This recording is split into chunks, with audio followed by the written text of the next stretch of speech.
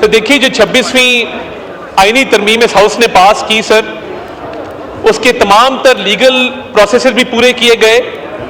जो political consensus था sir, ये कोई उजरत में नहीं किया गया। 26वीं आईनी तरमीम को सर 2 से 2.5 माह लगे। आपको याद होगा कि मौलाना फजल रहमान साहब की ये डिमांड थी कि इसको एससीओ के बाद किया जाए, और सर इसको ये तातुल का शिकार भी रही। और सर देखिए, यहां पे जो बैठे मेंबरान हैं, जब इन्होंने मौलाना फजल रहमान साहब के साथ प्रेस कॉन्फ्रेंस की तो इन्होंने कहा कि 90% हमारे तहफ़्फ़ुज़ात को दूर कर दिया गया है। और बाय एंड लार्ज सर ये एक कंसेंसस डॉक्यूमेंट था जिसके तहत तमाम पॉलिटिकल पार्टीज की इनपुट को शामिल किया गया, और 2 शिक्के खसूसी तौर पे तहरीक इंसाफ के मेंबरान के कहने पर निकाली गई, जिसके बाद ये कंसेंसस को कहा गया कि 90% जो है वो कंसेंसस अचीव हो। यहां पे जो हुआ सर लीगल प्रोसेस ये कहता है कि जो किसी पार्लिमानी पार्टी का मेंबर है, उस पार्लिमानी पार्टी की मीटिंग होगी और पार्लिमानी लीडर उनको बताएगा कि उन्होंने कहां वोट करना है। तो ना तो सर पार्लिमानी पार्टी की मीटिंग हुई क्योंकि वो आजाद अराकीन थे, ना उनको डायरेक्शन गई, और ना कानूनी तौर पे उनको नोटिस गया क्योंकि वो आजाद हैसियत से बैठे थे। सर वो चारों के चारों आइडेंटिफाइबल लोग थे, या मीडिया में सर 4-5 हमारे लोगों ने उनको आइडेंटिफाई किया, उनकी वीडियो बनी।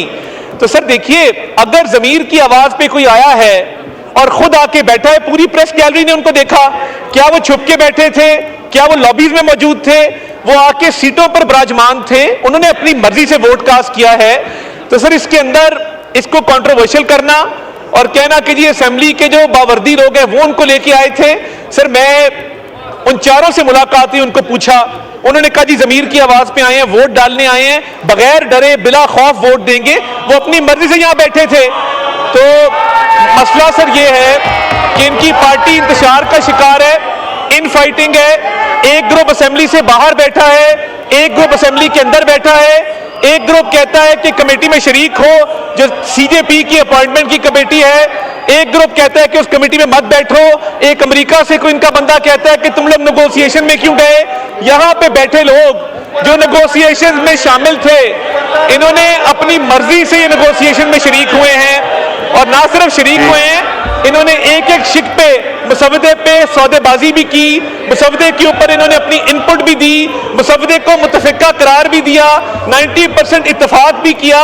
अगर उसके बाद ये कहें कि इनका मुसवदे पर इत्तेफाक नहीं था, तो फिर उन्होंने अपने लोगों को अंधेरे में रखा, अपने लोगों को ब्रीफ नहीं किया। आज भी जो तलखी हुई है, आज जो तलबी की गई है गौहर साहब की, सलमान अकरम राजा साहब मेरे उस्ताद हैं लॉ के, उनकी जो तलबी की गई, उन्हें कहा गया है कि आपने किससे पूछ के ये नाम दिए थे। देखिए, अपनी जो पार्टी के अंदर फाइटिंग है उसको आप आपस में सेटल करें, उसको पार्लियामान के सर पे क्यों डालते हैं, स्पीकर के सर पे क्यों डालते हैं। अगर आपके अंदर इत्तेफाक नहीं है कि आपने इस नेगोशिएशन का हिस्सा नहीं बनना था और आईनी मुसवदे पे बात नहीं करनी थी, आप ना करते। आप लोग क्यों मौलाना फजल रहमान के पास बार बार जा रहे थे। आप कहते हैं हम बात नहीं करते।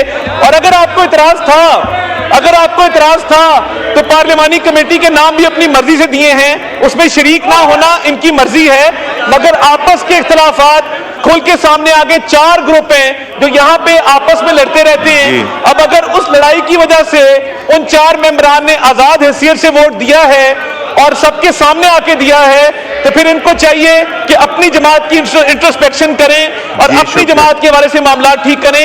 ये आईनी तरमीम एक तारीखी डॉक्यूमेंट है जो इस हाउस ने पास किया, और अवाम को इसका फायदा होगा जब एक आम आदमी का केस प्रायोरिटी के ऊपर लगेगा। बहुत शुक्रिया जनाब।